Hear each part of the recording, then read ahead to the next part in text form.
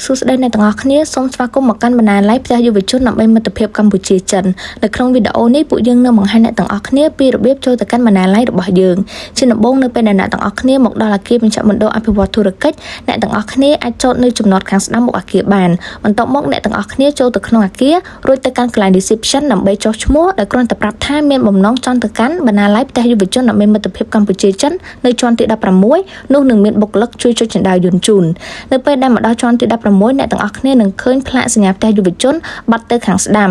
ពេលនោះអ្នកទាំងអស់គ្នានឹងឃើញស្លាកសញ្ញាផ្ទះយុវជនរបស់យើងនៅពេលដែលមកដល់ការិយាល័យរបស់យើងសូមចុះឈ្មោះនៅតុ reception ឥឡូវនេះអ្នកអាចចូលប្រើប្រាស់បណ្ណាល័យរបស់យើងបានហើយនៅទីនេះអ្នកអាចអានសៀវភៅដែលអ្នកចូលចិត្តស្វែងសិក្សាឬសិក្សាជាក្រុមនិងអាចប្រើ Wi-Fi របស់យើងដែលឥតគិតថ្លៃសម្រាប់ការសិក្សាស្រាវជ្រាវផ្សេងៗបណ្ណាល័យរបស់យើងនឹងបើកដំណើរការពីថ្ងៃច័ន្ទដល់ថ្ងៃសុក្រពីម៉ោង 9 ព្រឹកដល់ម៉ោង 4 ល្ងាចលើកលែងតែថ្ងៃឈប់សម្រាកដូចនេះប្រសិនបើអ្នកទាំងអស់គ្នាចង់ស្វែងរកបណ្ណាល័យដើម្បីអានសៀវភៅធ្វើកិច្ចការនៅពិភាក្សាជាក្រុមស្រាវជ្រាវឯកសារជាច្រើនពាក់ព័ន្ធនឹងទំនាក់ទំនងកម្ពុជាចិនការអភិវឌ្ឍរបស់ចិនឬកន្លែងសិក្សាមួយដែលមានភាពស្ងប់ស្ងាត់សូមកុំភ្លេចបណ្ណាល័យផ្ទះយុវជនដើម្បីមិត្តភាពកម្ពុជាចិន